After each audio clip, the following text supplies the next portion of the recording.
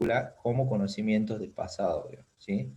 Y ahí si quieren pueden cruzar el análisis con el trabajo práctico integrador número 1, que es justamente sobre la película de Narradores de Yahvé. ¿Sí? No sé si alguien quiere comentar qué escribió, si nos quieren leer también, no hay problema.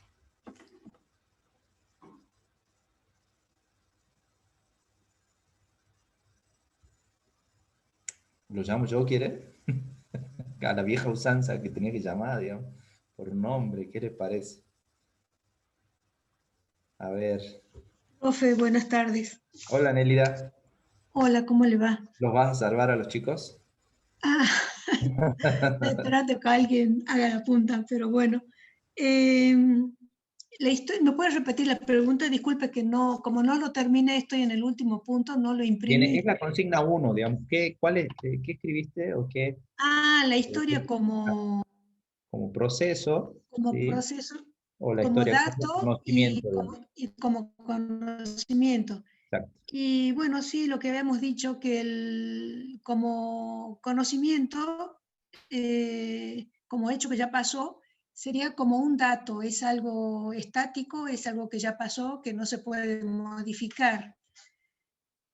Yo lo entiendo así, una cosa rígida, ya pasó y eso permanecerá así inmutable por siempre. Mientras que la historia como conocimiento justamente es dinámico, porque no es nada acabado. Conoceremos la historia, supongamos, hasta hoy, de acuerdo a los elementos o a las fuentes que han utilizado los historiadores y con eso construyeron el discurso histórico.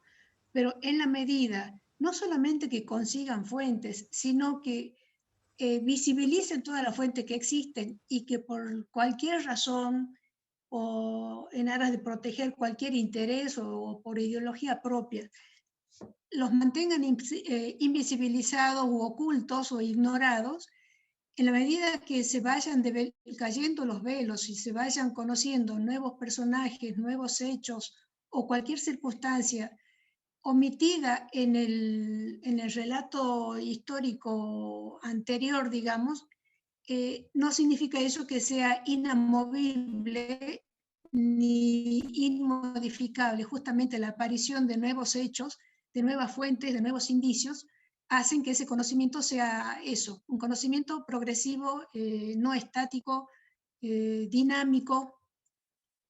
Eso es lo que entiendo entre dato fijo y el conocimiento como algo progresivo.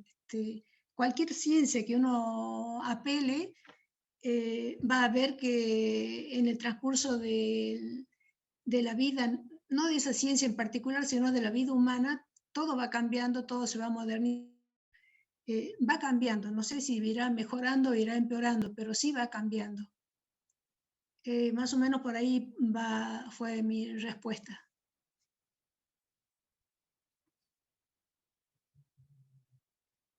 Perfecto, buenísimo, Sí. Nélida. Muchas gracias. Miguel. Sí, bueno, lo que yo había escrito eran palabras. Hecho del pasado sugiere una colección de hechos que puede encajarse en el lugar que se le ha asignado previamente en el modelo interpretativo. Eso es lo que dice Fontana. En cambio, conocimientos del pasado indica que ese pasado fue construido por hombres de carne y hueso, con virtudes y debilidades o intereses, que por ser actitudes de un pasado no se pueden revivir y estará siempre sujeto a nuevas interpretaciones, aún las que están por descubrir, y consecuentemente no tienen un final cerrado, y hacen por esto que la historia sea una ciencia viva y desafiante. Bien, bien. Pudieron.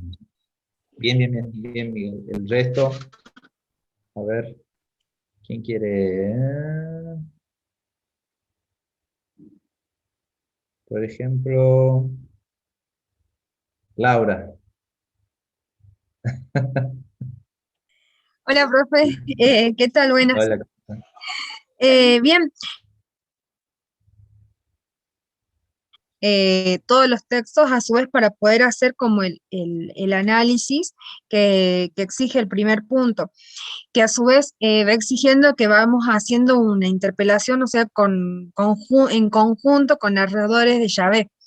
Ujú. Y a mí se me vislumbraba con respecto a lo que iban diciendo los autores y con respecto a lo que fue la película, que Hechos es algo que está, no sé si empíricamente comprobable, porque no se puede conocer a ciencia cierta o objetivamente si eso realmente pasó, pero es algo que uno puede,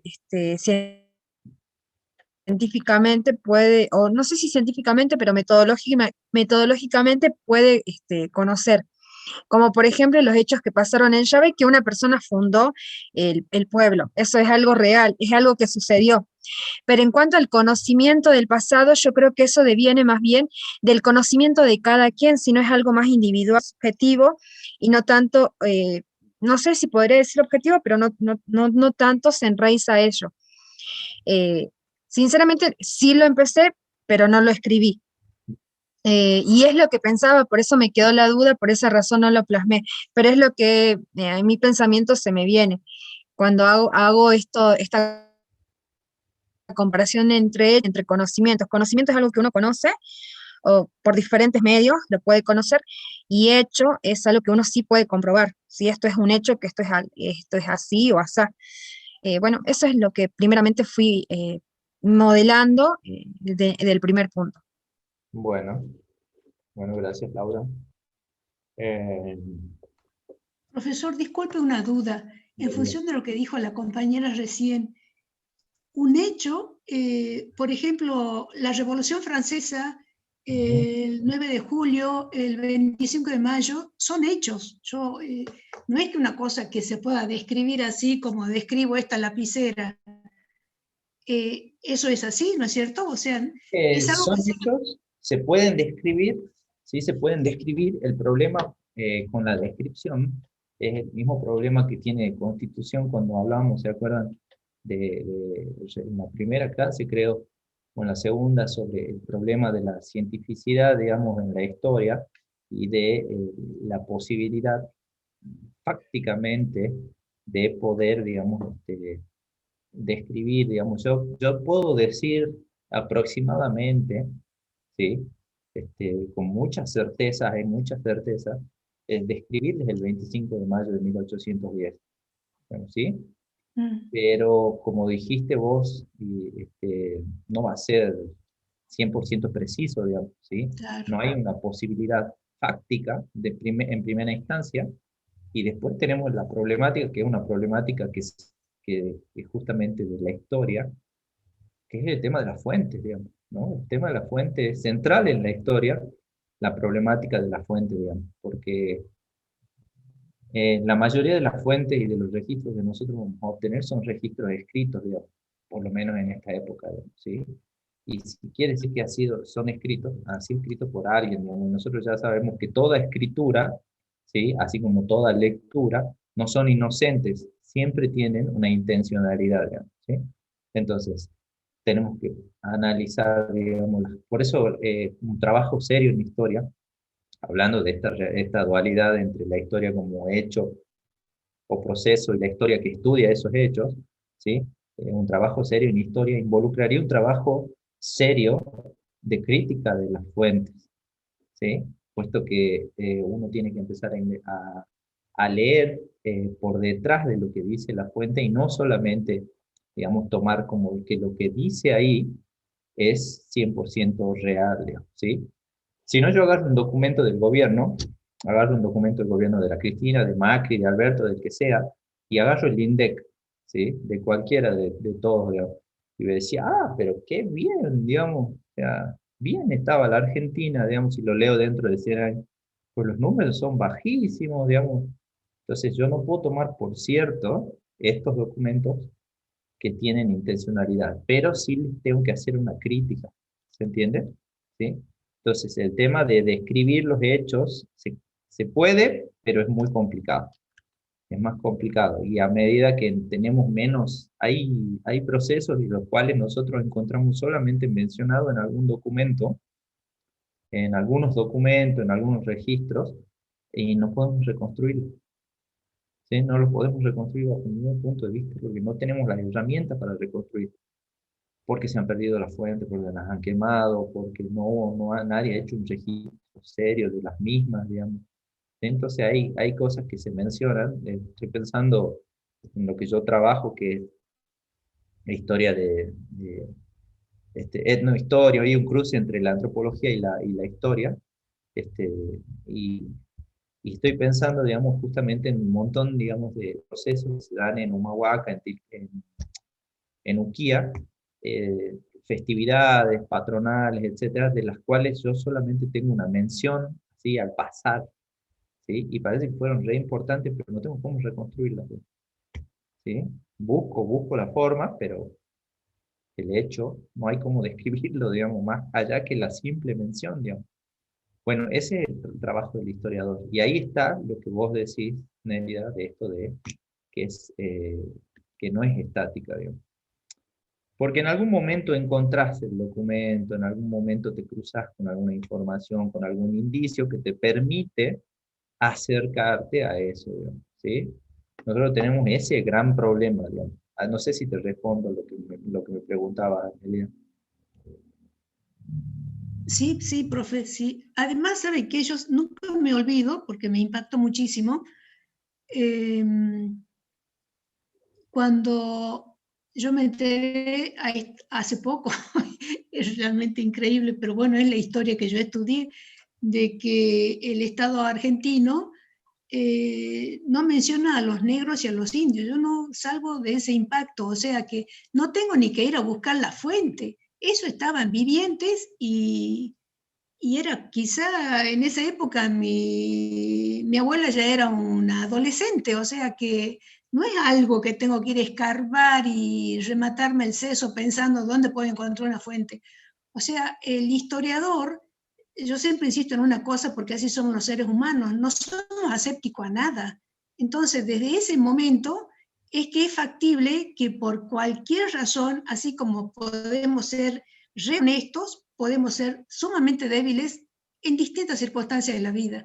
Entonces, por eso voy al hecho de que a veces la fuente no es tanto la fuente que está, no digo que todas las fuentes estén visibles, pero la historia se permitió licencias de ignorar cosas vivas.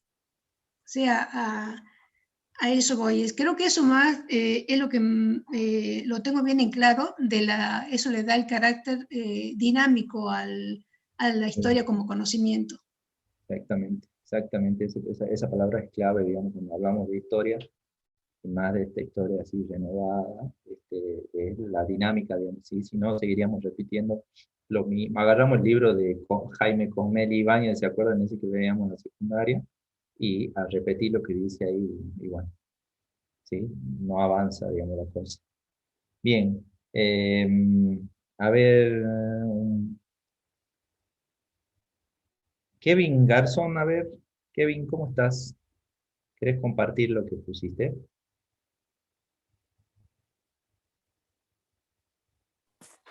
Buenas tardes, profe. ¿Cómo te va? Sobre el punto número 1 dijo, ¿no? De explicar las diferencias entre la historia como hechos del pasado y la historia como conocimientos del pasado. Sí. Yo todavía no empecé el práctico, estaba haciendo de otras materias, pero yo creo que la diferencia fundamental sería los hechos del pasado son cosas del pasado que ya no son nada modificables y la diferencia es como que el conocimiento del pasado es algo que va cambiando constantemente. Por ejemplo, ahora tenemos conocimiento de un cierto pasado y en un futuro podríamos conocerlo de otra forma. Bueno, eso es lo que pienso yo. Bueno. Giovanna, Profe, Zule, disculpe, ¿cómo estás? se me salió y volví a entrar. Bien. Bueno, ya que estás, compartí. ¿Puedo? Ah, sí, sí, profe. A ver, prendo la cámara. ¿Puedo leer lo que yo puse? Sí, obvio. A ver. Bueno, en el punto 1, bueno, yo puse que, bueno, los hechos del pasado son aquellos acontecimientos que ocurrieron y no podemos modificar los hechos sucedidos. Es decir, que son datos de los comportamientos de las antiguas sociedades que no se puede cambiar. En cambio, el conocimiento del pasado es aquello que está en constante progreso y se transforma continuamente y se perfecciona sin parar. Esto pasa porque se puede sumar o se puede tener una idea errónea sobre algún tema en específico. Eso puse yo, Bueno, profe. Puse también algo más, pero no sé si quiero que sigan leyendo. obvio, a ver. A ver, errónea. Sobre algún tema en específico. Para que esta transformación ocurra, el historiador siempre comienza con un cuestionamiento principal al cual siempre busca darle una respuesta concreta. Para esto recurre a diferentes métodos de investigación en los cuales en muchos casos incluye la colaboración con otras ciencias. Un claro ejemplo sobre la diferencia de estos conocimientos los podemos encontrar en la película de Los narradores de Yahvé, donde como hecho del pasado se tiene la creación del pueblo de Yahvé, donde nadie duda que hubo un fundador, el cual se estableció junto con otros pobladores. Mientras que como conocimiento científico tenemos a los distintos objetos que se nos presentan en la historia, como por ejemplo el arma que supuestamente portó Vicentino y fue heredada de la familia en familia, la campaña de la iglesia o el mapa de las divisiones de las tierras. Si un historiador quisiera autentificar estos documentos, se podría llegar a conocer la verdadera historia del pueblo de Yahvé. Bueno, bien. Bien, Bueno, esto ¿alguien lo más puse. lo relacionó con la película, con el trabajo integrador número 1? A ver quién quiere compartir. Yo no le comenté eso, profe. De paso quisiera que me corrija. La profe dijo en algún momento, hablando de Yahvé, que se trataba de una historia vivida. Busqué algo por ahí y para escribir la historia, los narradores de Yahvé tendrían primero que no solamente fijarse o la discusión que había entre los pobladores de que un hecho pasó así con estos sujetos, el otro decía el mismo hecho, tenía su propia versión. Sería como que al tratarse de una historia vivida y con los personajes o descendientes, digamos, recientes que conocen, digamos, más o menos de cerca la historia, pero primero lo que tendrían que hacer sería definir el periodo en el que quieran definir esa historia, escribir esa historia, definir el periodo y como dice Pérez, no me acuerdo el nombre del escritor del último, que plantearnos las preguntas. A eso también quisiera que me diga si así está bien el razonamiento. O sea, escribir la historia observando el pasado desde el presente. Yo no entendía qué querían decir con eso desde el presente. Y después Fontana lo dice, desde el presente significa que yo, historiador, me pare, pero en las circunstancias o en los hechos más acuciantes, más graves, más desiguales de hoy. Esto seguramente es el resultado de lo que pasó en el pasado y en función de eso, de esta situación de crisis y de gravedad en la que estoy viviendo, en función de eso, a plantearme hacerme las preguntas para lograr de modificar y para llegar en algún momento a algún futuro de bienestar, donde nos saque de esta situación de despojo. Más o menos a esa es la construcción de la historia que están sugiriendo. Exactamente, sí, sí, sí. Bueno, así adelantándonos un poquito a la pregunta 3, al texto de la pregunta 3, consigna 3, justamente Pérez Álvarez viene a retomar, si ustedes se habrán dado cuenta, digamos, a retomar, digamos, esta cuestión de esta vieja y tradicional definición de historia, ¿no? Pensar el pasado para entender el presente y modificar o hacer el futuro, digamos, ¿sí? Que con la historia renovada, bueno, nosotros, ¿se acuerdan cuando discutíamos respecto a las definiciones de historia, y bueno, íbamos diciendo que esa definición estaba como un poquito complicada, digamos, porque, pues no, digamos, sí, no le encontramos un asidero, digamos, en este caso, desde la nueva historiografía renovada, un asidero epistemológico para poder hablar de algo que todavía no ha sucedido, no modificarlo, etcétera. Y Pérez Álvarez viene a decir, bueno, no, pero si ustedes se dan cuenta, en realidad, digamos, entender este presente de las desigualdades, obviamente que es un escritor que está buscando, digamos, hacer un clic, ¿sí?, en esta cuestión de decir, bueno, ¿qué sentido tiene estudiar el pasado si no es para explicar estas desigualdades que hay ahora y tratar de superarlas en el futuro, digamos? ¿Se entiende? ¿Sí? No tendría ningún... Es como que retoma eso, pero le da otra vuelta, ¿sí?, relacionándolo, digamos, con la actualidad que estamos viviendo, digamos, en donde, digamos, el capitalismo está como... Y con la pandemia aún más, digamos, la brecha es gigantesca, digamos, cada vez más, ¿no? Entonces me parece que sí, por ahí va la concepción esta de historia, ¿no? Es como un retomar esa vieja noción, ¿sí?, pero dándole una vuelta, digamos, ¿sí? Luciano levantó la mano. Sí, profesor, quería Hola, agregar Luciano. a lo del texto de Joseph Fontana. Buenas tardes, profesor. Me pareció bastante interesante cómo habla acerca de que el historiador no solo debe utilizar la teoría del método para basar solo su investigación, o sea, no tiene que decidirse a que la teoría del método sea lo único en lo que debe dirigir el estudio de la misma, sino que tiene que servir como herramientas para emplearlo para comprender el pasado e implicarlo en problemas de nuestro tiempo. Bueno, a ver, ¿puedes profundizar un poquito más? ¿Qué querrías Sí, decir? que, o sea, Fontana habla, como usted lo estaba diciendo, Sí. que nosotros como historiador no solo vemos el pasado para aprender de él, sino que lo tenemos que implementar para el conocimiento y el entendimiento de nuestro presente, y no solo para un ámbito académico, sino para algo más general, algo para todos. Y ahí es que el autor hace una cita de Bloch, en la que habla acerca de, ya le digo, profesor, de la conciencia individual, de la conciencia colectiva, y cómo la conciencia colectiva está formada por diferentes conciencias individuales, pero que todas se ven influenciadas entre sí.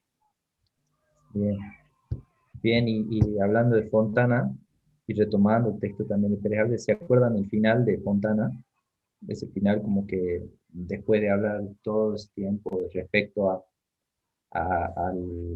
la capacidad, digamos, de la historia, el rol social que tiene que cumplir la historia, el historiador, y al final él mencionaba esta idea de decir, bueno, ojalá que todo esto nos sirva, ¿sí?, para cambiar básicamente al mundo, digamos, ¿sí?, y el mundo de la desigualdad, digamos. Y ahí entroncarlo con lo de Pérez Álvarez, ¿sí? Ese es un buen puente entre ambos textos, ¿sí? Bien, ¿alguien más quiere compartir el punto uno? Ya vamos a retomar eso ahora enseguida, lo de Pérez Álvarez. Está muy bueno el texto. ¿Alguien más quiere compartir el punto uno? Profesor, disculpe, tengo otra duda. Sí, Cuando Nerea. dice que las respuestas, las preguntas para el futuro las tenemos que buscar en el campo alternativo de los vencidos, ¿se refiere a que la problemática que tenemos hoy es la problemática que tuvieron los que fueron vencidos ayer, digamos, porque tampoco, sin irnos a las épocas, no sé, de la historia del comienzo de nuestra patria? Yo siempre trato de entender cualquier materia de la que estoy haciendo, pero en la realidad de hoy, porque tenemos tantos problemas hoy que sería bueno que lo que estudio me colabore a entender qué es lo que está pasando hoy. Sería como lo que nos está pasando hoy a nosotros con la globalización, con la concentración, con la acumulación de riquezas. Estamos viendo potenciado el problema que sufrieron por ejemplo, el proletariado de la época de Marx. Una cosa así. Yo lo que quiero saber es si mi razonamiento está bien orientado o no. Sí, en tanto tenés que, lo que nos invitan es a pensar, digamos, en estas voces calladas, con eso hace referencia a los vencidos, digamos, en aquellos invisibilizados. Y no solamente en eso, sino también en todos los proyectos que se quedan en el camino, ¿sí? Estoy pensando, ahora lo vemos actualmente, bueno, nosotros tenemos, aparte de la desigualdad, digamos, de las riquezas, por ejemplo, en Argentina tenemos una gran desigualdad entre provincias, hacia adentro, digamos, ¿sí? Entre Buenos Aires y el interior, entre comillas, digamos, ¿sí?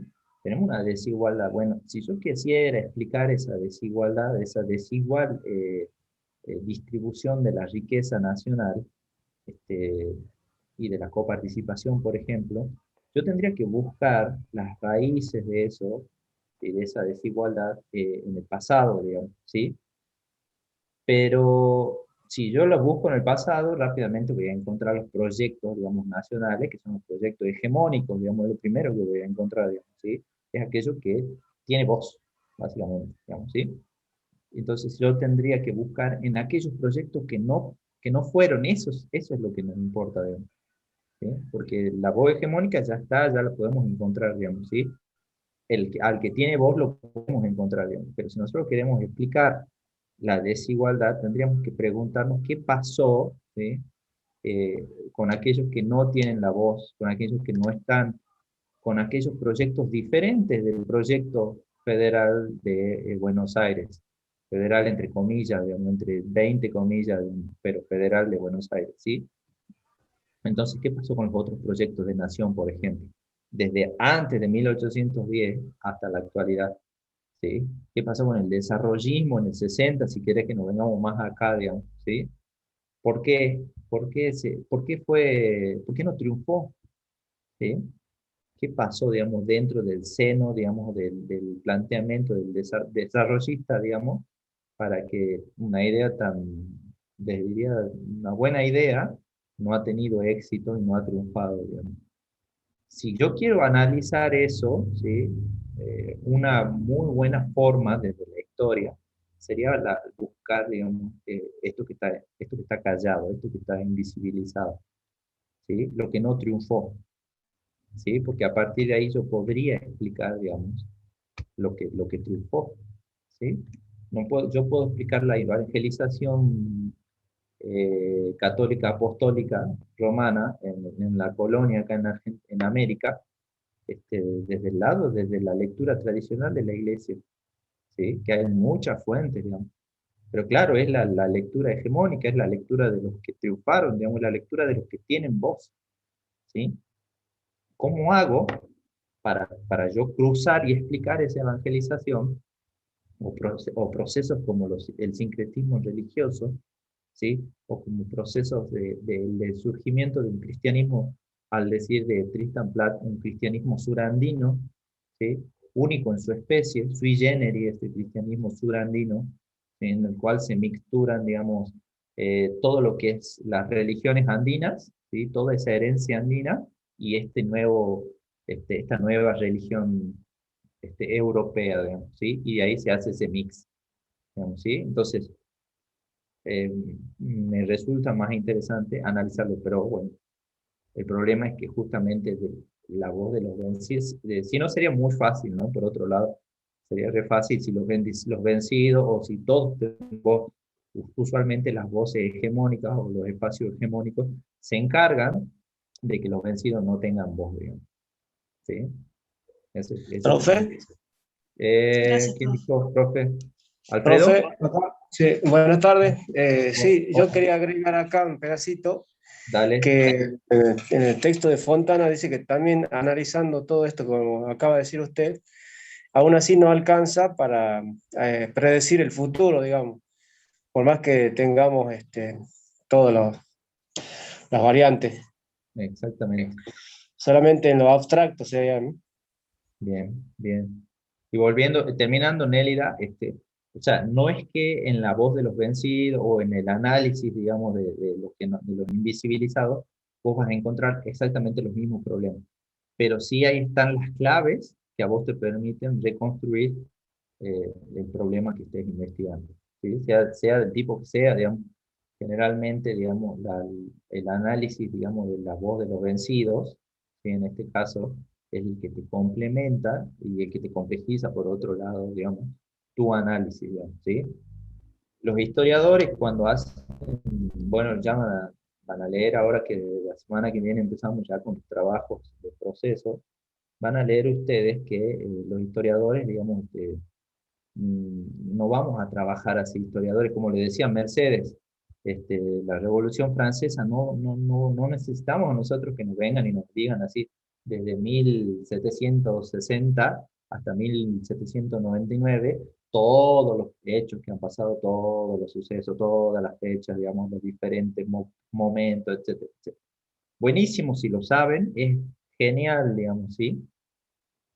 Pero no es lo que nos interesa a nosotros, digamos, ¿sí? Porque eso sería una historia hegemónica, esto pasó así, este momento es el del terror, acá le cortan la cabeza al rey, etcétera, etcétera, etcétera, ¿sí? A nosotros nos interesan otras cosas que van por detrás, digamos, ¿sí?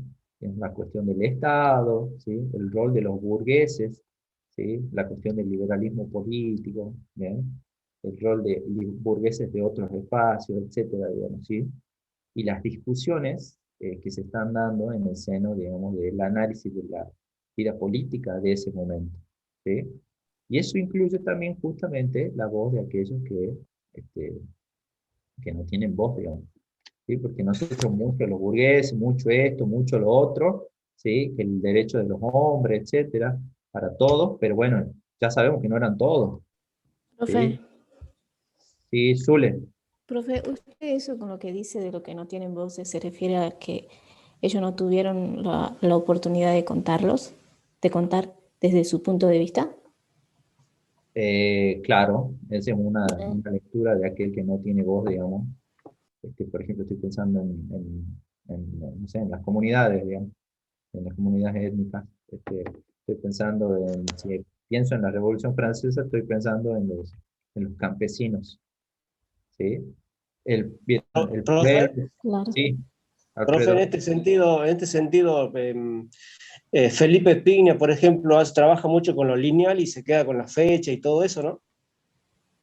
Bueno, sí, sí, sí, sí, él trabaja, pero él se mete un poquito más con algunas anécdotas, ¿no? Que la historia también tiene ese costado anecdótico que le llama la atención a todo el mundo, ¿sí?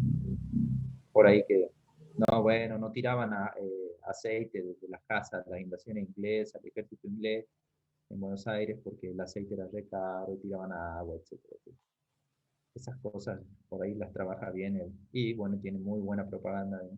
Zule, ¿querías decir algo? No, profe. No, Ya. bien. Bueno, no sé, eso es Nélida, básicamente, ¿no? Como para contestarte. Mil gracias, profe. Bien, vamos avanzando. El punto 2, ¿sí?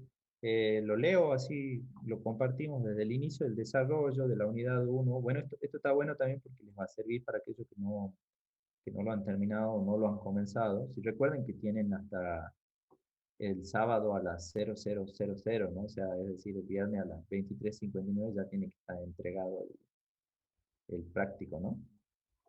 Desde el inicio del desarrollo de la unidad 1, trabajamos distintos aspectos vinculados al campo de estudio, al objeto y a los sujetos de la historia, y a su constitución como conocimiento científico del siglo XIX.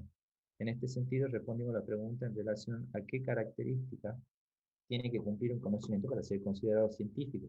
A partir de ello analizamos las especificidades del conocimiento histórico, su método y la forma de acceder al conocimiento del pasado. Explicar en 3 párrafos, como máximo, por qué se considera la historia como un conocimiento científico.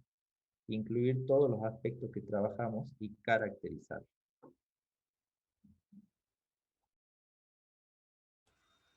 ¿Por qué es ciencia la historia?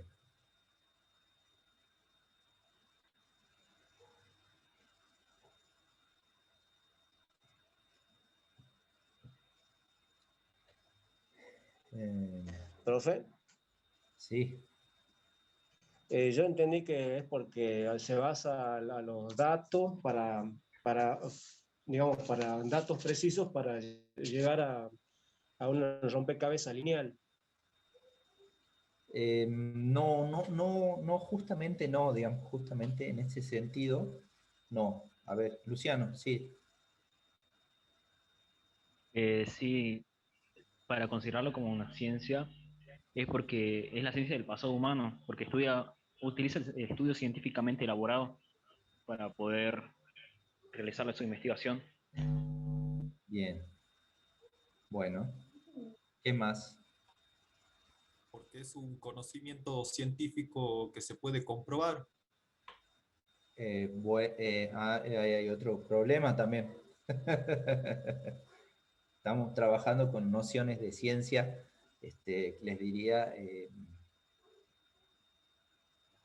más ligadas a las ciencias exactas, ¿no? Esto de la linealidad, de la construcción de los datos, esta cuestión de pensar a la ciencia como, histórica como algo que podemos comprobar. Hay un problemita ahí con la comprobación en los hechos históricos, ¿no? A ver, Kevin, Fe- apro- perdón, levantó la mano Kevin, Miguel, seguís vos. Sí, Em, Kevin.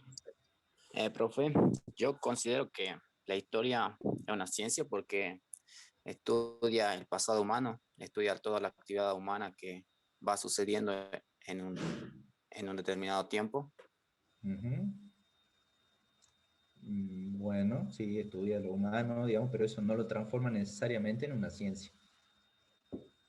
Profe, Entonces, vendría a ser porque tiene un objeto y campo de estudio, Bueno, eso sí, sí, sí, hay igual que un... en otras disciplinas, otras ciencias. Bueno, eso sí, la constitución de un campo propio de la historia es algo propio de las ciencias, digamos, sí, todas las ciencias constituyen un campo alrededor suyo. ¿Quién dijo profe? Una voz femenina yo, por ahí. Ah, Meli, ¿cómo eh, estás? bien, lo que le iba a decir es lo que dijo el compañero de la linealidad. Creo que lo que decía sobre eso es que había que dejarlo de lado para recuperar hechos que quedaron en el camino, o sea, sin estudiar. Exactamente. Sí, y ahí de nuevo, o sea, ¿quiénes son los hechos que han quedado en el camino? ¿Quiénes son los procesos? ¿Qué son las personas, esas de carne y hueso? ¿Sí? Son los vencidos, digamos, son los que quedaron sin voz. ¿Se entiende? Porque si nosotros hacemos la historia lineal, ¿sí? Es esa historia hegemónica, va a ser necesariamente hegemónica. ¿Sí? Y todo lo que va quedando en el camino, bueno, ya no nos hacemos cargo, digamos, y bueno, y queda ahí, digamos, o sea, lo interesante es poder preguntarse esas cosas, digamos, ¿sí? Pero bueno, seguimos. Miguel, a ver si arrojas luz. no, Volvimos a la oscuridad. está cara ahora. ¿No? Eh, no, yo había puesto que a mediados del siglo XIX, siguiendo la corriente cientificista del momento, algunos historiadores se tentaron en considerar a la historia también como una ciencia, donde todo se basa en hechos comprobados para llegar a un final con un resultado concreto e inalterable. Por lo tanto, puede ser predecible para el futuro. Eso es una ciencia. Eh, pero la historia no trabaja sobre objetos materiales, ni tampoco con máquinas inmutables. Sus objetos son los hombres, de carne y hueso, y cómo estos actuaron en el pasado, que ya no es más visible, ni se puede modificar. Pero sí se puede redescubrir, por lo tanto, siempre quedará abierto al descubrimiento de nuevas facetas por descubrir. Por lo tanto, llegar a nuevas conclusiones finales. La historia no concluye en leyes científicas como las otras ciencias, pero sí tiene un método científico que la ordena, campo, objeto, los datos deben ser verídicos y honestos, etc.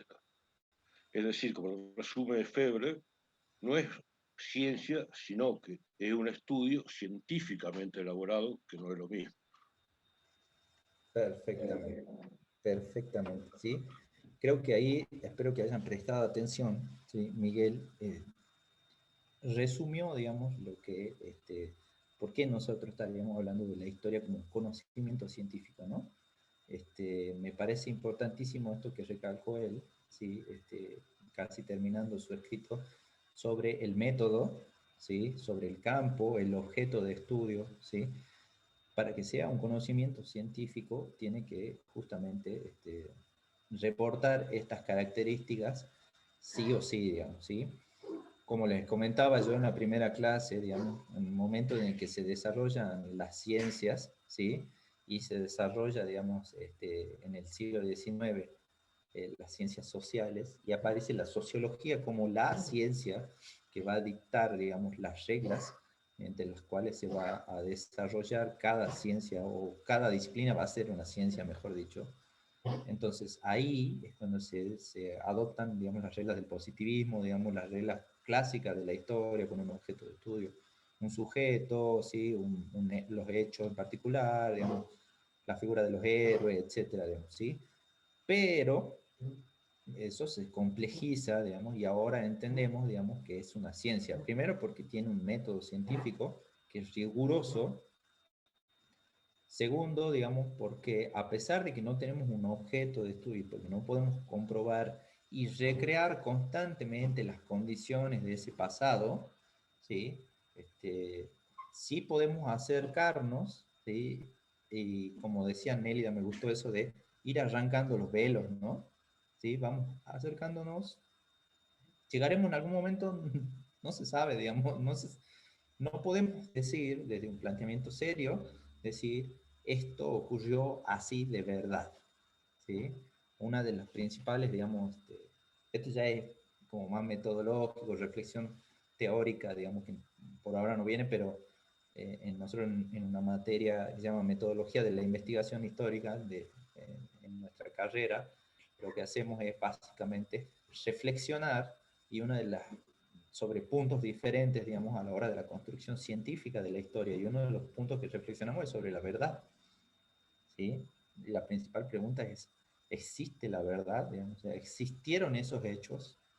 ¿Sí? Bueno, pues no lo podemos saber, digamos, a ciencia cierta. Así, 100% seguro no podemos saberlo, ¿sí? Pero sí, bueno, nos podemos acercar lo más posible, digamos, ¿sí? Pero bueno, va bien, esa es la idea, ¿ven? No es esto de linealidad, no es esto de construcción de datos que nos permite saber qué pasó, ¿sí? Eso no se puede hacer en historia, digamos, ¿sí? Sino que más bien es un conocimiento reflexionado, ¿sí? Es una disciplina reflexionada, es una disciplina que tiene un método y que tiene delimitados sus objetos. Y por ahí retomo, ¿no?, esto que decía Elida, que no le respondí, si uno quiere, o no me acuerdo si era Nélida, que respecto a qué tendría que hacer alguien que quiere construir la historia de algún lugar, digamos. Y sí, lo primero que hay que hacer es delimitar el objeto, digamos, ¿sí? El objeto y el periodo de tiempo. Entonces, en historia, nosotros lo primero que hacemos, una de las cosas centrales que hacemos, que otras ciencias no las tienen, porque no es o sea, no les cambia mucho, digamos, pero nosotros delimitamos. No sé, el clero religioso secular en la ciudad de Salta, el espacio, la ciudad de Salta es el espacio, durante el siglo XVIII. Ahí delimitamos todo. ¿Se entiende? ¿Sí? El proceso de conformación del pueblo de Yahvé en tal año, ¿sí? Y ahí ya estamos delimitando. Eso es lo que a nosotros nos habilita un cambio y la posibilidad, digamos, de ser un poquito más rigurosos científicamente. ¿Sí? Bien. Revisen eso, ¿sí? Hablando de los... Ahí está, ¿ves? Justo, mira la luz que vino. Profe. Sí, ¿quién dijo profe? Yo. Sí. Yo también puse casi algo similar lo que Bueno, dijo el compañero. léelo, porfa. Bueno, yo puse que a la historia se la considera como un conocimiento científico porque sigue un método para verificar o afirmar sus teorías, donde consta de una serie de pasos que lleva desde la recolección de información hasta lo que es la verificación de los distintos tipos de fuentes que se pueden encontrar para poder realizar el correspondiente análisis y posteriormente aclarar las dudas que se tengan. Bien, bueno. Profe, tengo una duda yo. Okay. Sí, ¿cómo te va? O sea, bien, gracias. O sea, para ustedes, digamos, la historia no sería una ciencia, sino un conocimiento científico. Eso no me queda No, claro. sí, Para nosotros, ¿quiénes? ¿Los historiadores? Para Vos, los que vos están sos debatiendo de... sobre puntos. Perdón. Claro. ¿Vos cómo lo ves O sea, a partir de lo que para mí leíste? es conocimiento científico según Bloch, digamos, pero también cuando leí a Ujú. Arostegui él lo define como una ciencia social y delimita el campo, el objeto y el método, digamos. Por eso esa parte como que me queda un poco confusa, no sabría bien. Y cuando hay en ese sentido, digamos, si Bloch lo pone como conocimiento científico, y ya Arostegui, de hecho Arostegui es un famoso metodólogo y él ya lo trabaja como ciencia, digamos, ¿sí? El punto es que Bloch estaba luchando, digamos, justamente, digamos, no solo con los nazis, sino con toda la cuestión esta del el historicismo y la historia positivista, puesto que Bloch es el que quiebra, ¿no? Con esta historia, con este modo de hacer historia, a partir de, bueno, él en su caso de la escuela de los anales, este, haciendo la punta, digamos, del cambio digamos, ¿sí? Y él lo toma ahí como conocimiento en tanto, digamos, lo relaciona, digamos, con todo esto es toda actividad humana, ¿sí? La historia es conocimiento científico de toda la actividad humana. Ya para la época de Aróstegui, que son 40, 50 años después o más, ya la situación es otra, digamos, el campo académico de la historia ya está consolidado. Nosotros ya hablamos de la subjetividad mediada en el campo académico y el desarrollo de la crítica de fuente y de nuevas metodologías dentro de la propia historia va a hacer que, digamos, ya estemos en otra etapa, digamos, ¿no?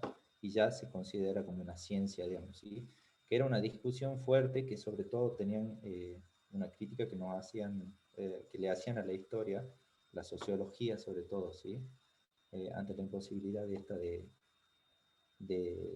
de acercarnos a nuestro objeto de estudio o ante el problema que tenemos con nuestro objeto de estudio. ¿Sí? Yo creo que las diferencias entre Aróstegui y Bloch son justamente diferencias de época y contextuales, digamos, ¿sí? Pero que apuntan a lo mismo, digamos, ¿sí?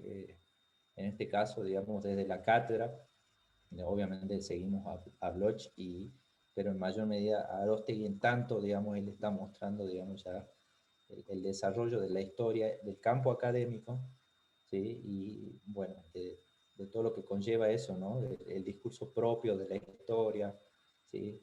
En ese sentido creo que va. No sé si te respondo, Jorge. Sí, profe, lo único que sí me queda un poco ahí colgando es el tema de la respuesta correcta, entonces sería tal vez hacer una referencia a Bloch primeramente y después pasar a Arostegui, digamos, para que Claro, quede más completo, ¿no? claro, Podría pensando ser esto, así, ¿no? digamos. Piénsenlo en el tema este de lo contextual y de que Bloch es el que quiebra, digamos, ¿no? Esta historia tradicional, ¿no? Es él el que le pone un quiebre, digamos, y a partir de ahí, todos, como que todos, digamos, somos parte de deudores de Bloch, digamos, por esta visión, ¿no? Que uno la lee y dice, ah, pero qué interesante tipo, qué renovado, qué sé yo, pero es del 30, digamos. Entonces, y Aróstegui está escribiendo esto, si no me equivoco, en la década de los 90, el libro de metodología. Y van a leer ustedes la introducción del libro de, ¿cómo se llama? El mundo contemporáneo, historia y problemas, que también es de Aróstegui. Van a ver que él sigue en esa línea, digamos, pensando a la historia como ciencia, ¿sí? Entonces, por ahí, para dar una respuesta más completa, podrían introducir con Bloch y el conocimiento científico, ¿sí? Y de ahí ya relacionarlo con Aróstegui, ya con el desarrollo de la ciencia, con su método, su campo académico, etc., su discurso, ¿sí? Por ahí me parece que va. Bueno, muchas gracias, profe. Bien, ¿alguien más quiere comentar algo? El punto Yo 2. no comenté la mía, profe. A ver, Yo Nélida. puse eso, que toda disciplina para hacer ciencia Sí. necesita tener una teoría, un objeto de estudio, un método, técnicas y estrategias. Todo, con ese herramental, plantear problemas y formular hipótesis. Y todo eso tiene que ser objeto de revisión, de modificación, de transformaciones y finalmente para que se les reconozca validez. O sea, es una cosa que está en permanente revisión, más la historia que justamente tan sensible a la visibilización o a la invisibilización de algún hecho o sujeto. Sí, sí, sí, sí, es tal cual. La verificación, en este caso, viene por el campo, ¿no? Viene por el campo y, por ejemplo, les cuento así brevemente cómo es el camino de un texto académico, digamos, cuando uno estudia o hace una investigación y quiere publicar, uno busca la publicación desde su trabajo, es decir, hacerlo social en el campo académico. Lo que hace es mandar a alguna revista, alguna publicación, manda su texto. A su vez, esa revista hace, distribuye en 3 jurados, en 3 personas que no se conocen y que no lo conocen a la persona, y que uno nunca sabe quiénes son, digamos, a que lo revisen al texto. Digamos. Obviamente son especialistas, digamos. Estos especialistas verifican, ¿sí? Y te dicen, che, mira, esto está muy bien, ¿sí? O esto está muy mal, o hay que hacer estos cambios, ¿sí? Casualmente ayer un colega nos comentaba de que le llegaron para una publicación en Buenos Aires, del Instituto Segretti, le llegaron le llegaron dos cartas de recomendaciones diferentes con las observaciones, y en una le decían que está muy bien y que tenía que hacer algunos cambios pequeños, y en el otro prácticamente le decían que vuelva a escribir todo el texto. Y él tiene que conciliar las dos, ¿sí? Y buscar la forma de darle una vuelta, y está, pobre, está ardido en llamas, digamos, porque es lo peor que te puede pasar, digamos, ¿sí? De vuelta, no son jurados que sepan, che, vos qué vas a ver, te tocó tal, no sé, esa es parte eh, de este control, digamos, en el cual no se sabe quiénes son, digamos. Esa es la verificación, por lo menos en el campo académico. La otra forma de verificación son los congresos, digamos, ¿sí? Yo puedo escribir, pero si no publico o si no lo difundo en unos congresos, no va a tener, primero que nada, no va a tener circulación, así la información no circula, digamos, ¿sí? Y segundo, es que no me expongo a la verificación, ¿bien? Por ahí viene la mano, digamos, por eso es necesaria la constitución de un campo académico a la hora de pensar, digamos, a la historia como una ciencia, ¿sí? Eso es también toda otra discusión, ¿no? La formación de un campo académico, cuándo hay campo académico, cuando es en la universidad, en los institutos privados, los historiadores profesionales, los que no son profesionales, los aficionados, entonces son discusiones que se hacen en todos lados, por ejemplo, acá en Salta, digamos, con los historiadores, Bernardo Frías, Atilio Cornejo, etcétera, digamos, quiénes eran los historiadores, Armando Raúl Bazán, etcétera, digamos, que nos permiten entender un campo académico, la conformación de un campo ¿sí? propio de la historia.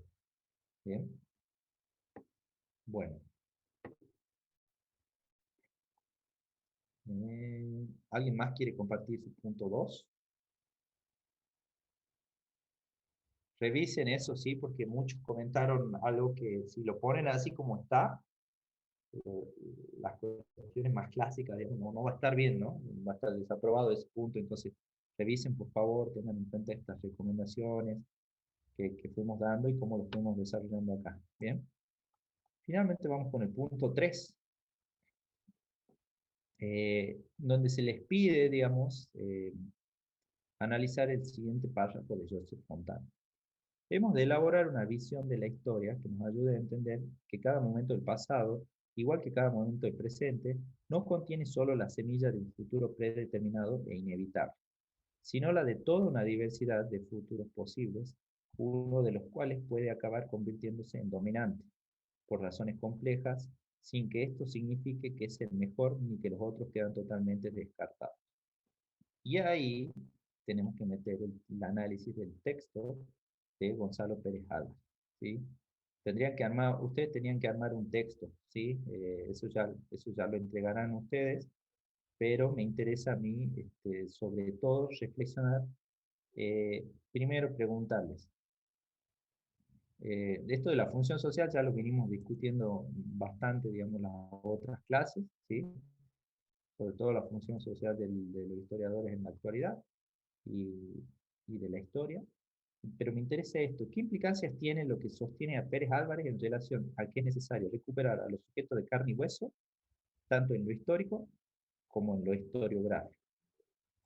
A ver, ¿qué vuelta le pudieron dar a eso?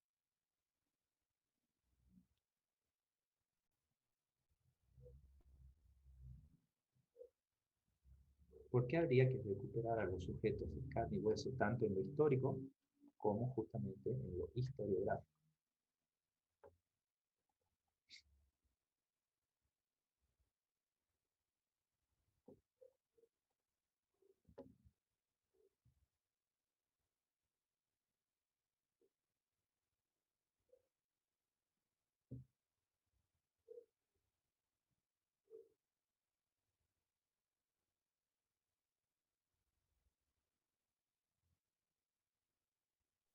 Profe, ¿me repite la pregunta? A partir, digamos, de esta frase, digamos, de este escrito, digamos, de Fontana, del párrafo, ¿sí? ¿Por qué Pérez Álvarez nos invita, digamos, a decir, a sostener que es necesario recuperar a los sujetos de carne y hueso, tanto en lo histórico como en lo historiográfico? A ver qué han entendido. Yo entendí que era deber del historiador concientizar al hombre en todo lo que más pueda, aparte con respecto a la historia, ¿no? Concientizar. Bien. ¿Concientizar de qué? O sea, concientizar al hombre desde la historia, desde todo lo que se hace de historia. Si yo soy historiador, si yo puedo recopilar o escribir historia, ese granito de arena que puedo contribuir me sirve a mí para concientizar en la actualidad al hombre respecto a la función del sistema, cómo funciona hoy en día, concientizarlo para que no se repita lo malo. Entonces voy formando algo. Bueno. ¿Quién más?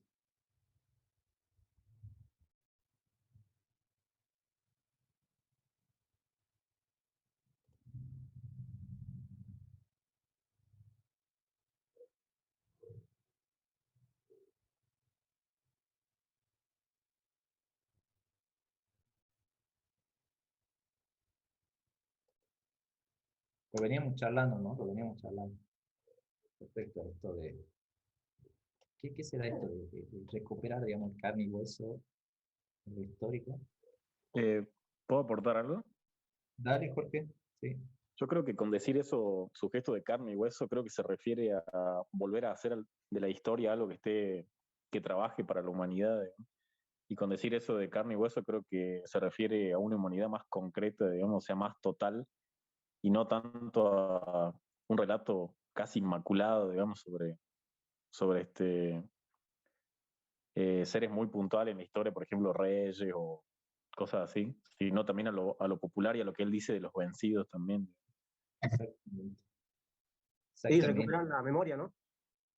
Bien. Y cuando dice esto, sí, coincido, digamos, con Jorge en esto de que está haciendo referencia claramente, digamos, ahí a la cuestión esta de decir, bueno, hace falta, digamos, recuperar al hombre, digamos, ¿sí? Como eje, digamos, y tanto del presente como del pasado. Pero cuando dice de lo histórico y de lo historiográfico, ¿qué entienden ustedes ahí?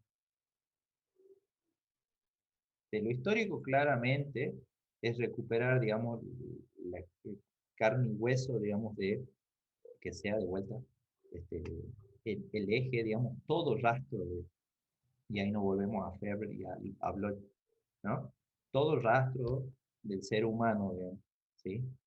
Que podamos recuperar, bueno, que eso se transforme justamente en el motor de la historia. Y lo historiográfico.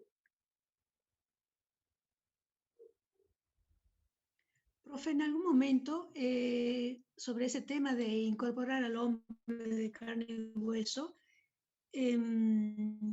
Pérez Álvarez dice de que la historia está escrita pero sin el hombre, porque, y hace ahí tres referencias.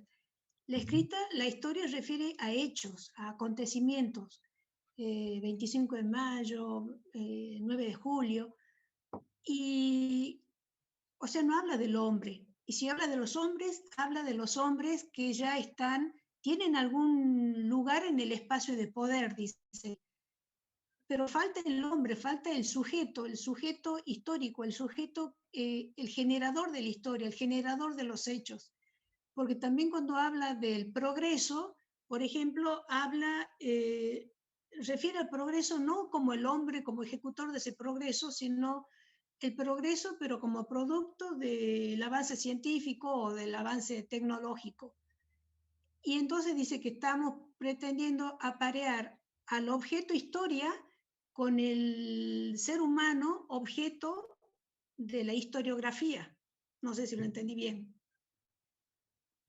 Bien.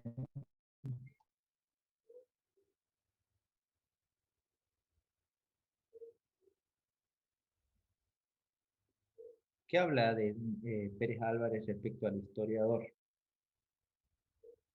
Si lo pueden resolver por ahí.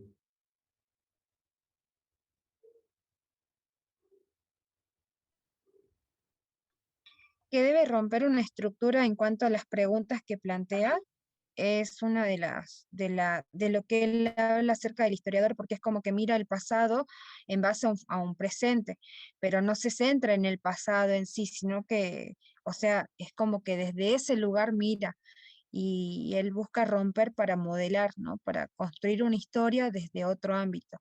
Yo entiendo esto que él también habla acerca, primero porque el hombre es el objeto de la historia, por eso busca al hombre real, no al ficticio, como decía un compañero, y no una abstracción del hombre, sino realmente si algo más real.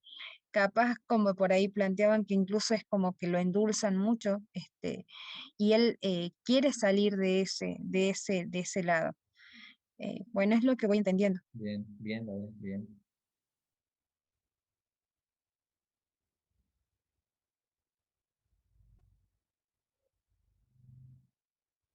El Sí, historiador, tengo bien.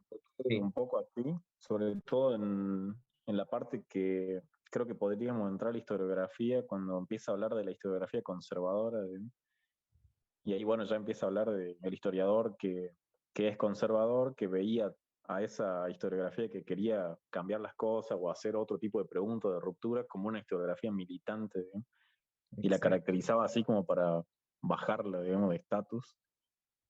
Y también la diferencia esta que él dice de que él retoma a Fontana casi en la segunda página, creo, pero él dice de que le dan en este estudio que él está haciendo una vuelta más de tuerca y ellos afirman que las preguntas que nos hacemos sobre la historia nunca se hacen desde el presente, ¿no? Sino desde el futuro. Bien, bien, sí. Ahí está, digamos, ¿no? La cuestión de la historiografía. Retomar una historiografía más de carne y hueso, ¿sí?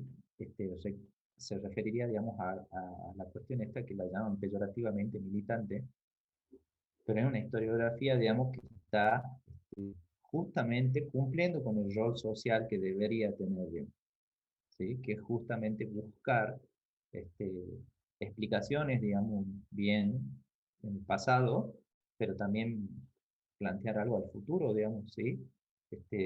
Plantear cambios, plantear dinámica, la dinámica que mencionaba al principio Nélida, o sea, la imposibilidad de, de ser estáticos, digamos, ¿sí?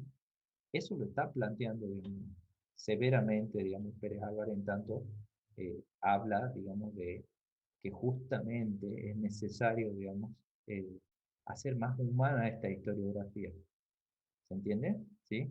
Va por ahí, va por el lado del cambio, va por el lado de pensar, digamos, justamente eh, nuestra relación con el pasado y el presente, pero en aras de buscar cambiar la situación, porque el problema es la desigualdad y el problema sería, digamos, no hacer nada al respecto. ¿Se entiende? ¿Sí? Ahora, sí, Jorge. perdón, ¿no? Capaz que me esté yendo un poquito ya del punto en esto que voy a decir, pero me parece súper importante eso que dijo de el ocultamiento de la militancia, digamos, por el conservador, que en realidad, y él lo critica muy bien, dice de que en realidad el historiador conservador también es militante, digamos, pero a favor de lo conservador, justamente, digamos, porque mirar hacia otro lado, dice él, también es una posición política. Exactamente, digamos, ser conservador es militar el status quo, literal, digamos, ¿sí? O sea, ahí hay una militancia, ¿sí? Que no la están blanqueando. Sí, Miguel. Sí, yo creo que Pérez Álvarez, digamos, de alguna manera describe el futuro, el presente hoy, cómo estamos viviendo hoy. Es decir, y describe algunos ejemplos que te matan. Es decir, las cifras que ponen son tremendas. Entonces, resumiendo, estamos en un presente que no es el mejor. Entonces, algo hemos fallado. Entonces, ahí nos desafía Pérez, para que tenemos que volver atrás y todo lo que está escrito que justifica este presente quizás ha fallado en no contemplar o no tener en cuenta todas las voces o todas las alternativas. Y eso desemboca en lo que estamos viviendo, que es malo. Y la consecuencia segunda de esto es que si ni siquiera logramos el mejor presente, ¿cómo se puede arrogar la historia de que puede predecir linealmente cómo va a ser el futuro? Entonces, ¿qué es lo que hay detrás de eso? ¿Quiénes buscan justificar de esta manera el presente y quiénes quieren asegurarse el futuro que vaya en ese sentido? Entonces, yo creo que lo que nos deja en definitiva son pocas respuestas y muchas preguntas. Exactamente. Eso resumen final, me parece. Cuando hablábamos la primera clase, yo les decía que, bueno, que historia justamente se trata de eso, ¿no? Más preguntas que respuestas, digamos, o sea, nos interesa mucho más eso, digamos, ¿sí? Es mucho más complejo. Bien, bien, bien, bien. Va por ahí. El resto, los que no participaron, entiendo que están haciendo otras materias, bueno, eso no hay problema, digamos, pero vayan teniendo en cuenta estas consideraciones, ¿sí? Tanto lo que dijo Nélida, Jorge, Miguel, ¿sí? Para poder construir, va por ese lado, ¿sí? Yo creo que quedó bastante claro eh, por dónde tiene que ir su texto, digamos, para que esté, para la aprobación, digamos, para que esté bien, digamos, ¿sí? Y recuerden, también hablando de esto de Fontana, ¿no? La última parte de Fontana que es, mire, escuchen, dice, no estoy seguro de que hoy es el último párrafo, de que hoy pensemos en una victoria final.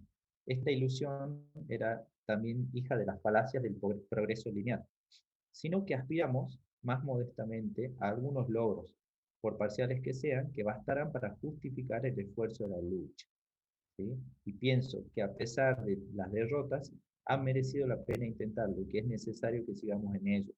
Porque como dijo Paul Eluard, aunque no hubiese tenido en toda mi vida más que un solo momento de esperanza, hubiese librado este combate, incluso si he de perderlo porque otros lo ganarán, todos los otros. ¿Verdad?